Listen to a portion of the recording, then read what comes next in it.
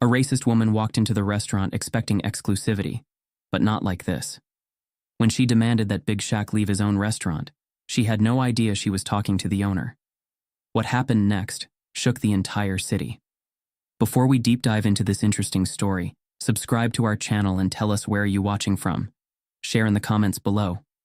The sunshine cast a golden hue over the pristine glass doors of Big Shaq's Table, a high-end yet welcoming restaurant nestled in the heart of an affluent neighborhood. The establishment was Shaquille O'Neal's vision brought to life, a space where luxury met warmth, where every guest, regardless of status, felt valued. Unlike other upscale dining spots that exuded exclusivity, Shaq wanted this place to break barriers. He didn't care about dress codes or societal ranks. He cared about good food, great company, and an atmosphere that embraced people for who they were. Shaq stood near the entrance, towering over his staff, flashing his signature grin as he greeted guests personally. He wasn't just the owner. He was part of the experience. Wearing a tailored suit with an open collar, he embodied the essence of success, but carried none of the arrogance. He took time to shake hands, pose for photos, and even crack a few jokes, making everyone feel at ease. Inside, the restaurant was buzzing. The open-concept dining space had an effortless blend of modern elegance and cozy warmth. Crystal chandeliers hung above polished wooden tables, their soft glow casting a welcoming ambiance. Velvet booths lined the walls, offering intimate settings, while a state-of-the-art open kitchen allowed diners to witness the artistry of culinary excellence. The menu? A perfect balance between gourmet dishes and comfort food that spoke to Shaq's own roots.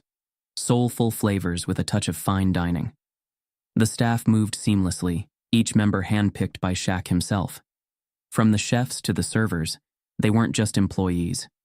They were a family. James Holloway, the senior waiter with decades of experience, led the team with quiet confidence. He had seen the industry change over the years, witnessed both the ugly and the inspiring, and now, working under Shaq, he felt a sense of belonging he hadn't in years. As the evening progressed, guests arrived in droves: NBA legends, A-list celebrities, local business moguls, and even everyday families eager to experience the buzz surrounding the restaurant. There was laughter, clinking glasses, and the hum of genuine enjoyment. It was a rare sight, diversity blending effortlessly in a space that welcomed all. However, not everyone shared the sentiment. At a corner table, a group of well-dressed individuals observed the scene with subtle disapproval. Among them sat Eleanor Whitmore, a woman who carried herself with an air of entitlement. She was a socialite, a figure in elite circles, and someone who believed in the exclusivity that came with wealth. As she sipped her wine, her eyes scanned the room with a quiet sense of distaste. "This place is different," she murmured, her voice laced with underlying skepticism. Her companion, a sleek businessman, smirked. "Shaquille O'Neal owns it. He's turning it into a circus." Eleanor's lips curled in disapproval. She appreciated fine dining, but this was bordering on casual. There was a distinct lack of pretentiousness, a feeling that money alone did not dictate one's worth in this space. And that, to her, was unsettling. Meanwhile, Shaq made his rounds, stopping by tables, ensuring that guests were enjoying themselves. When he finally approached Eleanor's table, he greeted them with the same warmth he had shown to every other guest. "Hey, how y'all doing tonight?" His deep, friendly voice broke through their conversation. Eleanor barely looked up. "Fine," she said curtly. Shaq, unfazed by her tone, continued. "I appreciate y'all coming out tonight. Let me know if you need anything." Her companion, trying to mask his discomfort, gave a tight smile. "Thanks." As Shaq walked away, Eleanor watched him closely. Something about his presence irked her, not just because of who he was, but because he didn't carry the usual air of exclusivity she expected from a restaurant owner of this caliber. It wasn't right. To her, power should come with detachment, with distance. Shaq, on the other hand, was too involved, too familiar, and it didn't sit well with her. The night continued, the restaurant thriving in its inaugural glow. Social media buzzed with live updates from guests praising the food, the ambiance, and the warmth of the staff. Food critics in attendance nodded approvingly at their meals, making notes for their upcoming reviews. However, beneath the success, subtle undercurrents of tension were forming. A few other patrons, much like Eleanor, whispered among themselves. They weren't used to this level of openness, to a fine dining establishment where everyone, from millionaires to working-class families, shared the same space. Some of them, in hushed voices, began to express concerns that this place might not fit the neighborhood. By the end of the night, Shaq stood by the doors, thanking guests as they left. His heart swelled with pride, seeing the smiles, hearing the praise. This was everything he had envisioned. But as Eleanor walked past him, her gaze lingered, a flicker of something unreadable in her expression. Shaq noticed, but he didn't dwell on it. As the restaurant staff cleaned up, James Holloway approached Shaq, placing a firm hand on his shoulder. "You built something special here, boss," he said. Shaq nodded. "Yeah, but I got a feeling this is just the beginning." And deep down he knew, success wasn't just about opening the doors, it was about keeping them open for everyone. Every table was filled, every plate an artful masterpiece, and every guest basked in the warmth of an establishment that exuded both sophistication and inclusivity. Big Shaq's table had in a short time begun redefining fine dining, not just as an experience for the elite, but for anyone who appreciated great food and an even greater atmosphere. Then the double doors swung open. Eleanor Whitmore stepped inside, exuding an air of refined arrogance. Dressed in a fitted navy blue designer dress with a pearl necklace resting delicately against her collarbone, she surveyed the restaurant as if she were a queen inspecting her kingdom. She was used to exclusivity, to restaurants where her presence alone commanded attention. But here, something felt off. The place was elegant, certainly, but there was an ease about it that she found unsettling. The guests, so diverse, laughed freely, their conversations unguarded. A young couple in casual attire sat near a retired professor in a well-tailored suit, both immersed in conversation. A family with children occupied a booth near the back, their joyous chatter unrestrained. It wasn't what she was used to. Her heels clicked against the marble floor as she made her way toward her reserved table near the center of the room. A young hostess, bright-eyed and confident, greeted her with a warm smile. "Good evening, Ms. Whitmore. Right this way." Eleanor followed, her gaze sweeping over the space. The scent of truffle butter and aged steak lingered in the air, but it was another presence that caught her attention. Him.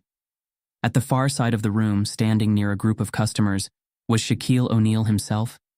His massive frame made him unmistakable, his towering height even more imposing in person. But what truly irked her wasn't his size. It was his presence. There he was, laughing, shaking hands, leaning down to take pictures with fans, even playfully fist-bumping a young boy at the table next to him. It wasn't how a restaurant owner should behave, not in a place of this caliber. Owners of high-end establishments remained behind the scenes, orchestrating the night from the shadows. They didn't mingle. They didn't lower themselves to the level of their customers. Eleanor's lips tightened as she settled into her seat. Her dinner companions, Richard Cole and Isabel Foster, were already sipping wine, their body language relaxed, though Richard's gaze followed hers. "Something wrong, Eleanor?" he asked, raising an eyebrow. She picked up the menu, flipping through it without real interest. "This place is unusual," she muttered. Isabel chuckled, setting her glass down. "It's certainly different, but I have to admit, the food is getting quite the praise." Eleanor pursed her lips. "Praise from whom?" Richard smirked. "Everyone, apparently. Social media, food critics, even some of the city's top chefs. Big Shaq's got people talking." Eleanor exhaled sharply through her nose, watching as Shaq made his way toward a nearby table, engaging in easy conversation with the guests. They hung on his every word, not because of his celebrity status, but because he made them feel like they belonged. And that was the problem. She leaned forward slightly. "You're telling me that a man who spent his life dunking basketballs now runs one of the city's most talked-about restaurants? Forgive me if I find that hard to believe." Richard chuckled, swirling the wine in his glass. "You'd be surprised. The man's got business sense, and from what I've read, he genuinely cares about this place." Eleanor scoffed, setting her menu aside. Caring and running a fine dining establishment are two very different things. As if on cue, Shaq's deep, unmistakable voice rang out from a nearby table. Y'all enjoying everything? Need anything, just let me know. And hey, don't forget to try that creme brulee. James back there makes the best in town. The guests laughed, expressing their approval, and Shaq, ever the charming host, clapped a man on the back before moving along. Eleanor turned to Richard, her expression taut. You see? That's exactly what I mean. This isn't some neighborhood barbecue. It's supposed to be an elite dining experience. Isabel sighed, glancing around the room. I think that's the point, Eleanor. It's high-end, but it's also warm, welcoming. She took another sip of wine before adding, not everyone finds that offensive. Eleanor's fingers tightened around the stem of her glass. She didn't need to say it aloud, but the sentiment was clear. She did. A server approached their table, breaking the tension. Good evening, folks. I'm Devin, and I'll be taking care of you tonight. His tone was polished, professional, but not in the stiff, robotic way Eleanor was used to. There was a casual confidence in his demeanor, a sense that he actually enjoyed his job. Can I start you off with some appetizers? Our seafood tower is a favorite. Richard smiled. That sounds great. Eleanor didn't bother acknowledging the server, merely waving a dismissive hand. Fine. Devin nodded, unbothered by the cold response. Coming right up. As he walked away, Eleanor exhaled slowly, reaching for her purse. I have a feeling this is going to be an interesting night. Richard chuckled, leaning back in his chair. I have a feeling you're not going to like it. Eleanor didn't respond. She simply watched as Shaq moved effortlessly through his restaurant, making people feel welcome, comfortable, and that, more than anything, made her skin crawl. She wasn't just dining at a new establishment. She was stepping into a world where people like her no longer dictated the rules. And she wasn't sure she liked what that meant. Plates clattered in the kitchen, wine glasses clinked at tables, and the scent of seared steak and garlic butter wafted through the space. It was the kind of night that defined Big Shaq's table, lively, inviting, and buzzing with energy. At the center of it all, Shaquille O'Neal moved with his signature charm. He checked on guests, exchanged jokes with the staff, and made sure everything ran smoothly. He wasn't the kind of owner who hid in the back office. He believed in being present, in making his restaurant feel like an extension of his home. On the other side of the room, Eleanor Whitmore was growing increasingly restless. She had watched the way Shaq effortlessly floated from table to table, his deep voice carrying across the room, his presence commanding attention in a way that made her uncomfortable. It wasn't just his size. It was the way people gravitated toward him. Guests lit up when he stopped by, as if he brought a different kind of prestige, one not rooted in old money or exclusivity, but in something else entirely. And that unsettled her. She had expected a refined dining experience, the kind where elegance came with an air of detachment. Instead, the owner was treating the place like a social club, making himself far too familiar with the clientele. This wasn't how it was supposed to be. As Eleanor reached for her wine glass, she noticed Shaq heading toward a nearby table. He leaned down, laughing as he exchanged words with an older couple, his presence far too casual for her liking. When he straightened up, he caught her staring. Their eyes met for the briefest moment, and something in her snapped. She turned to Richard, lowering her voice. Honestly, why is he walking around like that? Richard frowned, taken aback. Like what? Like he belongs here, Eleanor muttered, the words sharp with disdain. Before Richard could respond, Shaq made his way over to their table. Hey folks, how we doing? His tone was warm, effortless. Y'all enjoying everything so far? Richard smiled, but Eleanor barely looked at him. She eyed Shaq up and down, her expression unreadable, before finally speaking. Excuse me, but shouldn't you be at your table? Shaq raised an eyebrow. Ma'am? She gave him a tight, thin-lipped smile, tilting her head slightly. I mean, I understand that this place is accommodating, but I'd really rather not have my dining experience interrupted. The words were carefully chosen, but the intent behind them wasn't subtle. Richard stiffened, and Isabel, who had been scrolling through her phone, suddenly looked up, sensing the shift in atmosphere. Shaq, ever composed, chuckled lightly. "Oh, my bad. Didn't mean to bother you. Just checking in to make sure y'all were good." Eleanor exhaled sharply through her nose. "Yes, well, I think we'd all appreciate it if you left the mingling to the waitstaff." For the first time that evening, a noticeable hush fell over the surrounding tables.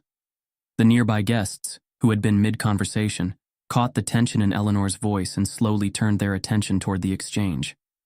Shaq remained still, his easygoing smile fading just slightly. He studied Eleanor for a moment, then asked, "Something wrong, ma'am?" Eleanor blinked, as if feigning innocence. "It's just that this is supposed to be a fine dining establishment, isn't it?" She gestured subtly toward the room. "Some of us prefer a certain level of professionalism." Shaq tilted his head. "And what level is that?"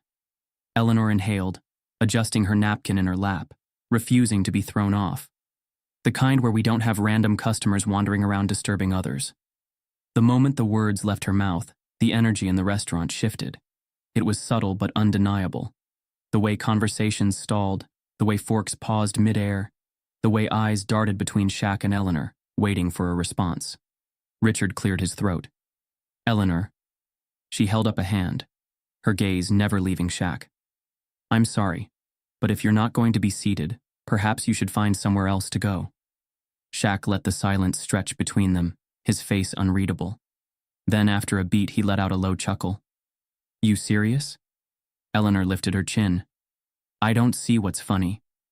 Shaq sighed, running a hand over his bald head before slipping his hands into his pockets. "Ma'am, I own this restaurant." The words landed like a brick to the chest. Eleanor's face went pale. Her lips parted slightly, as if she hadn't quite processed what she had just heard. Around them, the restaurant fell completely silent. Even the kitchen, usually alive with movement, seemed to have slowed. Someone at a nearby table let out a soft, "Oh, damn." Richard visibly tensed. Isabel swallowed hard, suddenly looking anywhere but at Eleanor. For a split second, Eleanor looked as if she had been slapped, but instead of retreating, she doubled down. "That may be the case," she said, her voice tighter, her pride forcing her to maintain control. "But that doesn't change the fact that your behavior is unorthodox." Shaq raised an eyebrow. "How so?" Eleanor exhaled sharply. "Because an establishment like this requires a certain standard, and frankly, I don't see why you feel the need to insert yourself into the dining experience." The words came out clipped, measured, but the weight behind them was unmistakable. Someone muttered under their breath, "Oh, she's really doing this." Shaq remained still. The air between them was heavy, thick with something unsaid but deeply understood. He had dealt with people like Eleanor before, people who masked their prejudices under the guise of standards and tradition. He could feel the weight of every pair of eyes in the restaurant. Some were watching in discomfort, others in fascination. A few, he could tell, were silently agreeing with Eleanor, but were too cowardly to say it aloud. After a long pause, Shaq smiled, but it didn't quite reach his eyes. "Well, ma'am, I hate to break it to you, but this is my restaurant. And in my restaurant, I treat everybody like family." Eleanor scoffed. "Well, perhaps that's the problem." A murmur rippled through the room. The tension peaked, hanging over them like a storm cloud waiting to burst. Shaq took a step back, shaking his head lightly, still smiling. But this time, there was a knowing edge to it. "Tell you what, ma'am, if you're uncomfortable, you're welcome to leave." The words, simple as they were, struck harder than anything Eleanor had anticipated. He wasn't arguing. He wasn't angry. He wasn't even offended. He was simply stating a fact. She was the one who didn't belong. Eleanor, who had spent her entire life holding the upper hand, suddenly felt it slip through her fingers. She opened her mouth, searching for a retort, but the weight of the room bore down on her. The whispers, the glances, the sudden shift in power. For the first time that evening, Eleanor Whitmore had nothing to say.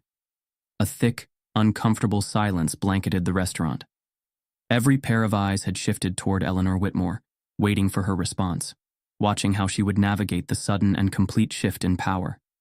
The weight of Shaquille O'Neal's words still hung in the air, unshaken and absolute. "I own this restaurant." Eleanor, who who had spent decades mastering the art of control, found herself completely stripped of it. Her fingers tightened around the stem of her wineglass, her mind scrambling for a response that would allow her to regain the upper hand. She could feel the stares burning into her, some waiting for her to apologize, others expecting her to make a dramatic exit. But Eleanor Whitmore did not surrender. She let out a short, sharp exhale, forcing a thin-lipped smile as she straightened in her seat. "Ah, well," she began, her voice carefully measured. "That certainly explains a few things." Shaq raised an eyebrow, still standing tall, still unmoved. "And what things would those be?" Eleanor tilted her head slightly, keeping her posture poised, her expression unreadable. "The, unconventional approach to management," she said, choosing her words carefully. "I suppose I should have guessed. A professional athlete owning a fine dining restaurant. It's certainly different." A few quiet gasps rippled through the surrounding tables. A couple at a nearby booth exchanged glances. Was she really doubling down? Shaq studied her for a moment, then let out a low chuckle. "Different, huh?"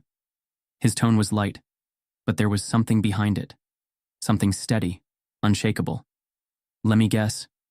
You don't think I belong in this business?" Eleanor's lips twitched, but she held firm. "I think," she said carefully, lifting her wine glass but not drinking from it, "that money, not fame, determines true success. A name alone doesn't make someone fit to run an establishment like this." The moment the words left her mouth, a heavy tension settled over the room. A divide formed, invisible but undeniable. Some guests stiffened, suddenly aware that this conversation had turned into something much bigger than a restaurant dispute. Others watched in fascination, eager to see how this battle of worlds would unfold. Shaq nodded slowly, his expression unreadable. "So, what you're saying is, I don't deserve to be here?" Eleanor let out a soft, polite laugh. "Oh, let's not be dramatic. It's just, people like me prefer a certain standard when dining out." The words hung there, dripping with implication. Shaq's smile remained, but his voice dipped slightly. "People like you?" A few quiet murmurs rippled through the room. She had said too much. Richard cleared his throat, shifting in his seat. "Eleanor, maybe we should just..." She lifted a manicured hand to silence him, keeping her focus on Shaq. "Listen, Mr. O'Neill," she said, exhaling sharply. "I respect what you've done with your career. Truly, I do. But owning a restaurant, especially one in a neighborhood like this, isn't just about popularity. It's about exclusivity. It's about legacy." She gestured around.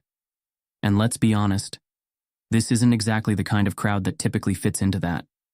A visible shift swept through the restaurant. Some guests tensed in their seats. Others exchanged uneasy glances, unsure whether to intervene or stay silent. The tension was so thick, it could have suffocated the entire room.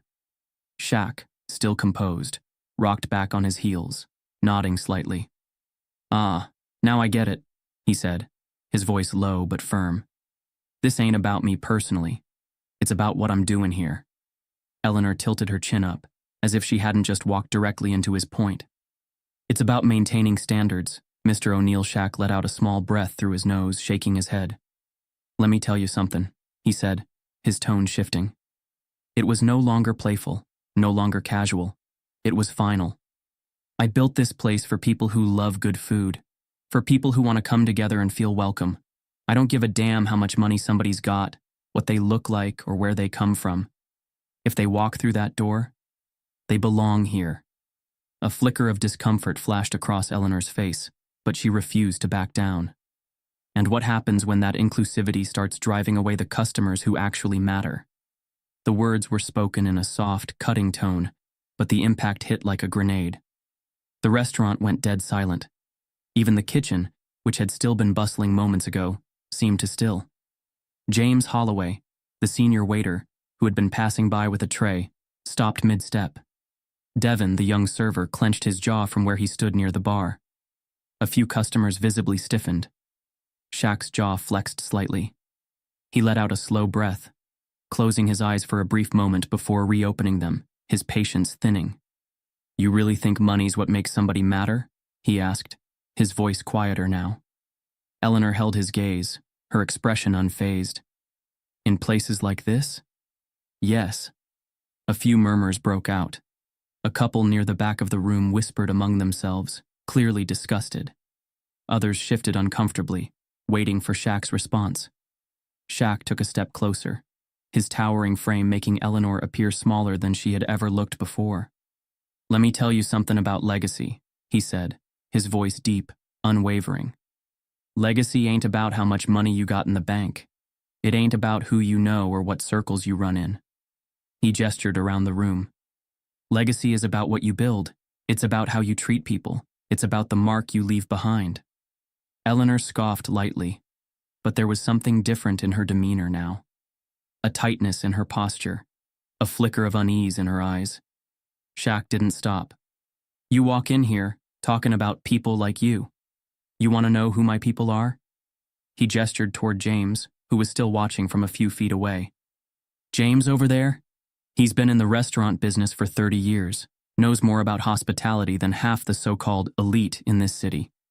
James swallowed hard, nodding subtly in gratitude. Shaq pointed toward the bar where Devin stood, his jaw still tight. "Devin? He's the hardest working kid I know. Started bussin' tables, now he's one of my best servers." Devin straightened slightly, his expression unreadable but proud. "And my guests?" Shaq continued, looking around. "They're the ones who come in here, enjoy good food, respect each other, and make this place better just by being here. That's my standard." He looked back at Eleanor, his eyes hard now. "If you don't like it, you can leave." The entire restaurant held its breath. Eleanor sat frozen, her face unreadable, her nails digging into the tablecloth. For the first time in her life, Eleanor Whitmore had no power in the room, no control, no upper hand. And for the first time, she felt what it was like to be on the outside looking in. A suffocating stillness settled over the restaurant, stretching into an uncomfortable pause that no one dared to break. Eleanor Whitmore sat rigid at her table, her manicured nails pressed tightly against the tablecloth, her breathing measured but uneven. Her eyes darted across the room, catching the lingering stares, the silent judgment, the quiet, unspoken verdict. She was losing control. Shaq remained standing, arms folded across his broad chest, his expression calm yet unwavering. The air between them was thick with tension, an invisible battle waged in silence. Every pair of eyes in the restaurant flickered between the two, the energy crackling like an approaching storm. Then, Shaq exhaled slowly, rolling his shoulders back before turning toward his staff. His voice was even, but the power in it was undeniable. "We serve with dignity, or not at all." The words landed with quiet finality, not just a statement, but a decision. A code. James Holloway was the first to move. He reached for the check presenter he had been holding and, without a word, set it down on the empty hostess stand. His message was clear. He was done serving Eleanor Whitmore. A ripple of motion followed. Devin, the young server from earlier, nodded in silent agreement, pulling his order pad from his apron and tossing it onto the counter. The bartender, who had been preparing a cocktail, slowly slid the glass aside and folded his arms. Even the kitchen staff, visible through the open design of the restaurant, had stopped moving, their eyes locked onto Shaq in quiet solidarity. One by one, every employee put down their tools, their trays, their pens. Eleanor's eyes narrowed, her posture stiffening. "What is this?" she asked, her voice sharp. Shaq didn't answer. Instead, he simply stepped back, allowing the silence to do the talking. The weight of the moment began to spread beyond the staff. Guests who had initially tried to ignore the confrontation now shifted in their seats, exchanging knowing glances. Some of them, particularly the ones who had once nodded in agreement with Eleanor's words, now found themselves hesitating, rethinking their stance.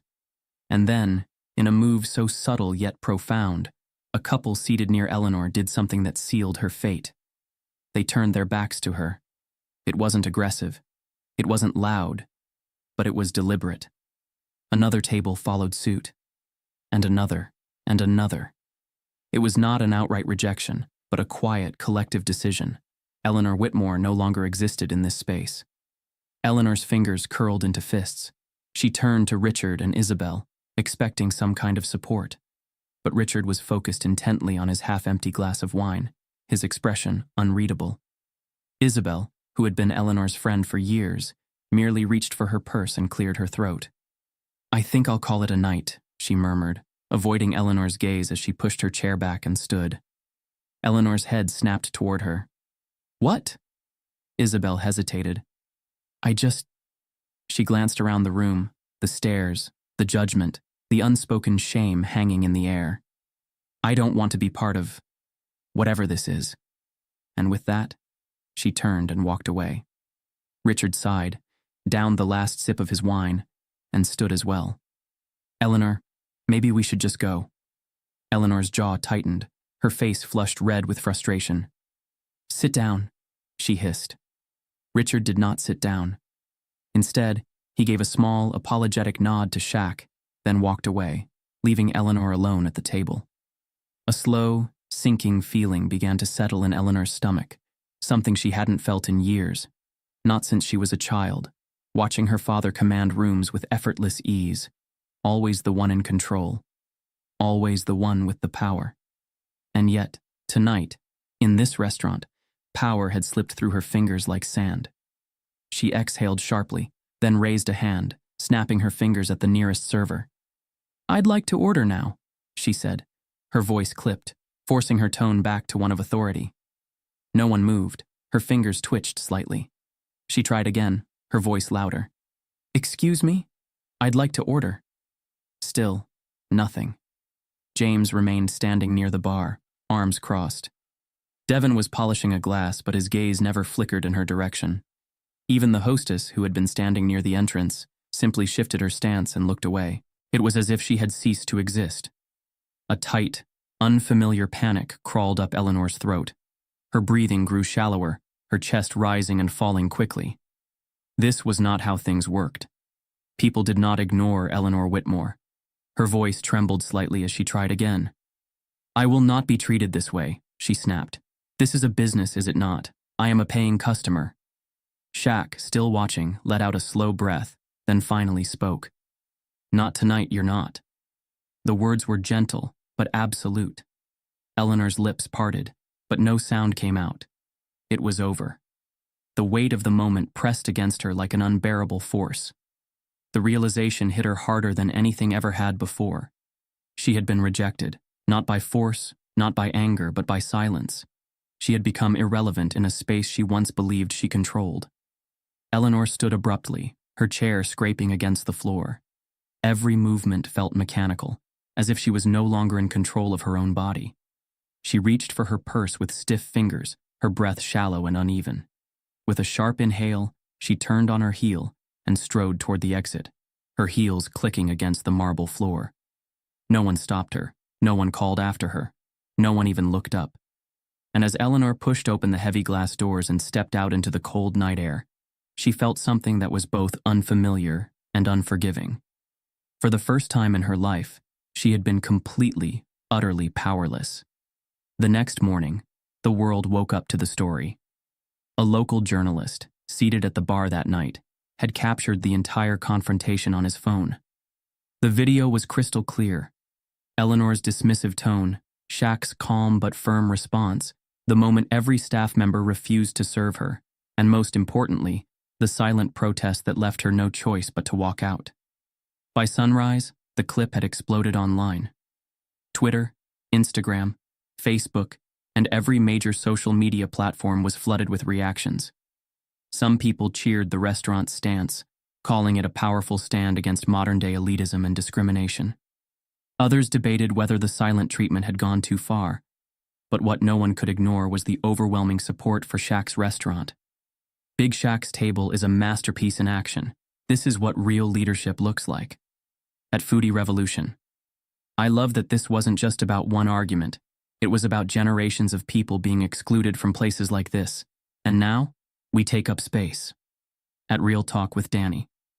Eleanor Whitmore exposed herself, and it wasn't even the loud part of the conversation. It was her casual entitlement. That's what got her. At Ethics and Culture. By the afternoon, news outlets had picked up the story. Reporters stood outside Big Shaq's table, hoping to get a statement. The restaurant's social media pages were flooded with messages of support. Reservations skyrocketed. The wait list, which had already been long, became impossible. The restaurant that Eleanor once deemed unworthy of elite status had now become the most sought-after dining experience in the city. Meanwhile, Eleanor Whitmore had vanished. At first, Eleanor had assumed that the backlash would be fleeting, a momentary controversy that would fade within a few days. She had seen public outrage before. But this was different. By the second day, Eleanor's name was trending, but not in the way she would have liked. Her family name, Whitmore, had always carried prestige. Her father had been a respected businessman, her husband an influential real estate developer. She had spent years crafting an impeccable reputation, a woman of class, grace, and exclusivity. But now, her name had become synonymous with entitlement and quiet racism. News networks replayed the clip, dissecting every word, every gesture, every subtle expression. Old articles resurfaced about her family's history of blocking black homeowners from certain neighborhoods. Journalists dug up old interviews, ones where she had dismissed discussions about systemic racism as overblown or not her concern. She refused to read the comments, but she could feel them everywhere. At the grocery store, she noticed the way cashiers barely made eye contact. At the country club, longtime acquaintances suddenly found reasons to avoid her. The invitations to social events, gone. Even the board members at a charity she had once chaired suggested she take a break for a while. Eleanor Whitmore was becoming a ghost in her own world. The return.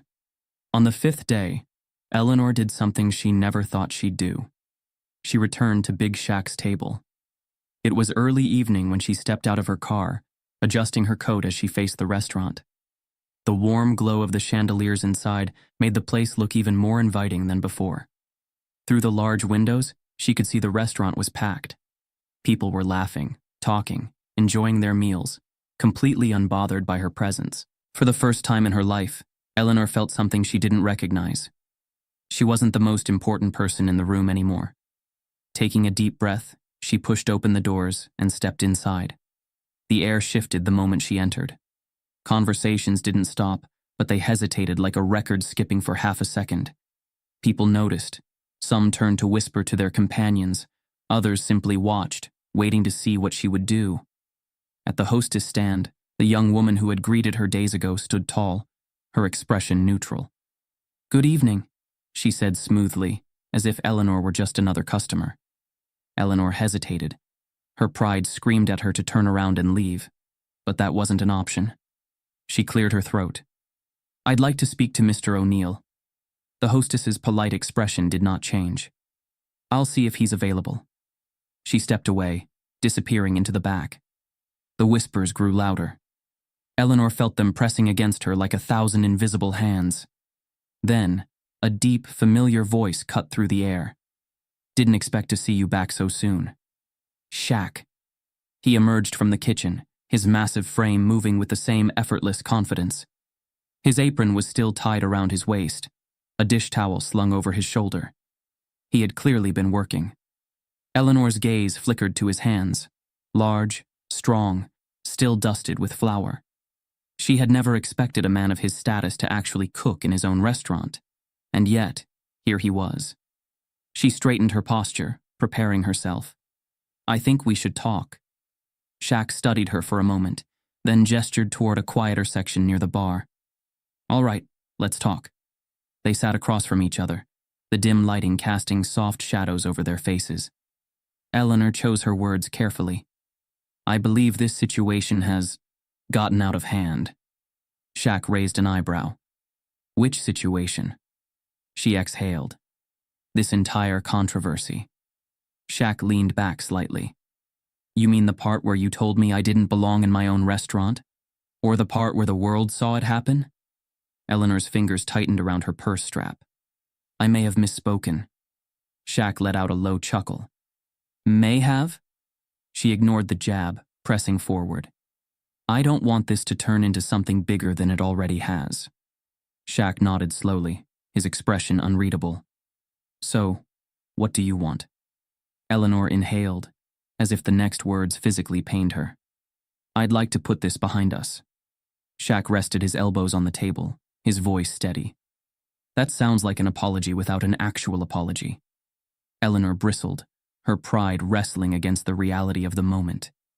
She had come here thinking she could fix this, that a simple meeting, a composed statement, a vague acknowledgement of misunderstanding would reset everything. But Shaq wasn't giving her that option. She folded her hands together, her voice cool but firm. "I'm not here to grovel." Shaq smirked. "Never thought you were." Eleanor glanced around, feeling the weight of the room again. Eyes still flickered toward her. People were watching, waiting to see if she'd admit fault, waiting for her to say the one thing that she never had to say before. I was wrong, but she couldn't. Instead, she forced a thin smile. "I simply wanted to address this in person." Shaq held her gaze for a long moment, then gave a slow nod. "All right. You did." Eleanor hesitated, as if she expected more. A resolution, a handshake, some kind of reassurance that things could return to normal. But nothing came. Shaq stood, tossing the dish towel over his shoulder. "Enjoy your evening, Ms. Whitmore." And just like that, the conversation was over. Eleanor sat still, realizing with a slow, sinking feeling that her visit had changed nothing. She had come here to reclaim control, to salvage her legacy. Instead, she had been dismissed. For the first time in her life, Eleanor Whitmore had learned what it felt like to be irrelevant in a world that had moved on without her. Eleanor Whitmore had always believed in control. Control of conversations, control of her image, control of how the world saw her. But as she stepped out of Big Shaq's table and into the cold night air after her failed attempt at smoothing over the controversy, she realized something unsettling. For the first time, she was no longer in control. The backlash had not faded. Her reputation had not been repaired. And worst of all, she was no closer to understanding why. She had told herself that the world had overreacted, that people were just looking for something to be angry about. But deep down, something gnawed at her. A tiny voice whispering that maybe, just maybe, she had been wrong. And then, an unexpected email arrived. It was from Shaquille O'Neal himself. Eleanor hesitated before opening it. She had expected an ultimatum, a demand, or worse, another public dragging. But instead, it was an invitation. "Ms. Whitmore, we're hosting an event this Friday to celebrate the work we've been doing in the community. I think you should come. No cameras, no press, just people. I figure if you want to put this behind us, you should at least understand what it is you're walking away from. Your choice. Shaquille O'Neal." Eleanor read the message twice, her pulse quickening. It wasn't an attack. It wasn't a challenge. It was an opportunity. And it terrified her. 3 nights later, Eleanor sat in the backseat of her car, parked outside a community center in a neighborhood she had never visited before. Through the large windows, she could see people gathered, laughing, hugging, existing together in a way that felt foreign to her. This wasn't a charity gala or an exclusive fundraiser. There were no champagne flutes or silent auctions. The guests weren't draped in designer gowns or tailored suits. This was something else. Her driver, an older man who had worked for her family for years, cleared his throat. "Would you like me to park, ma'am?" Eleanor hesitated, her fingers tightening around the handle of her clutch. Everything in her screamed to leave, to go home, to pretend this invitation never existed.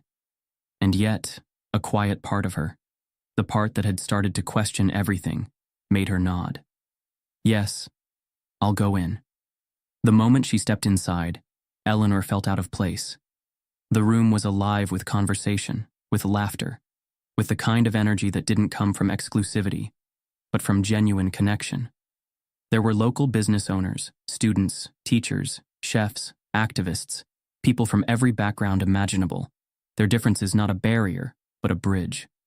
Near the front of the room, Shaq stood talking to a group of kids, listening intently as they excitedly told him about their dreams. He wasn't just there to be admired. He was there to learn.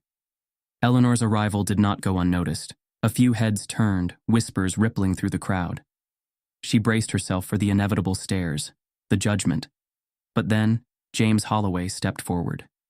Eleanor tensed as the older waiter approached, a cup of coffee in his hand.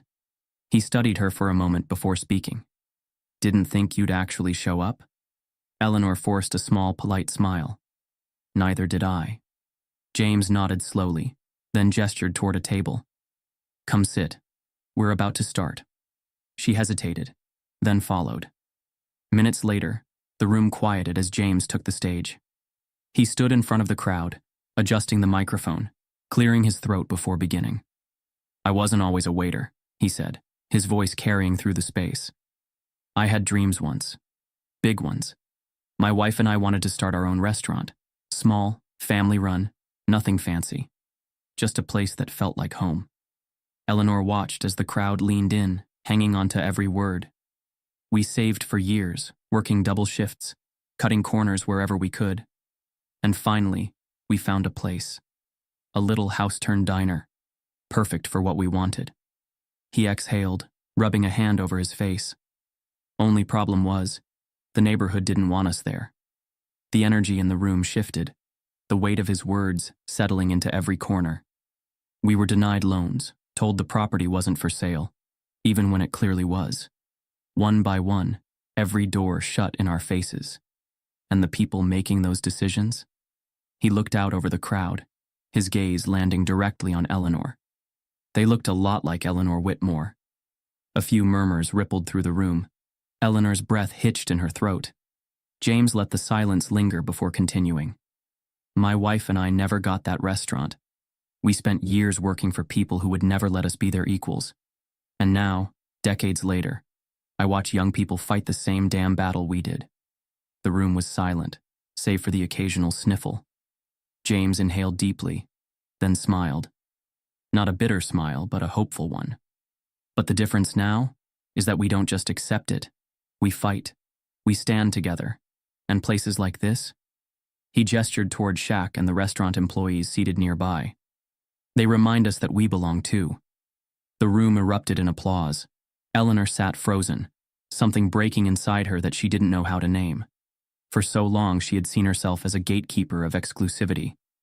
But tonight, for the first time, she saw what that actually meant, and who it had hurt. As the event wrapped up, Eleanor found herself standing near the exit, unsure of what to do. People were still chatting, laughing, embracing, but she felt like an outsider looking in. Then James approached her once more. For a long moment, neither of them spoke. Finally, Eleanor found her voice. I didn't know. James studied her, then nodded slowly. I know you didn't. Eleanor swallowed. That doesn't excuse it, does it? No, James said simply. But it's a start. She exhaled, then glanced toward the exit. I should go. James nodded. Take care, Ms. Whitmore. As she turned to leave, Shaq appeared in the doorway, blocking her exit. He didn't say anything, just looked at her. Not with anger, not with resentment, but with something else.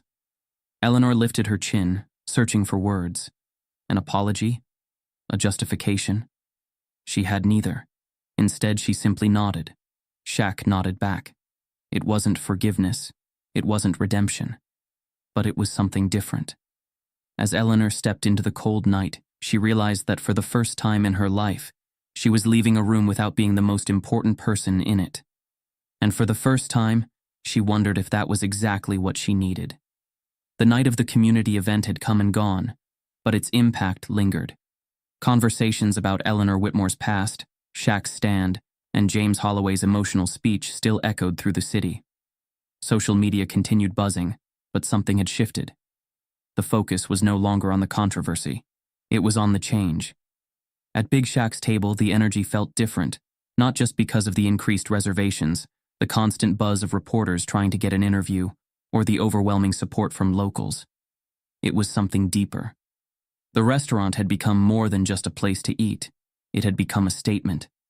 3 weeks had passed since Eleanor had stepped foot inside the restaurant, and yet, her presence still lingered. Some guests still whispered about her when they walked through the doors, recounting the viral moment that had put the restaurant in the national spotlight.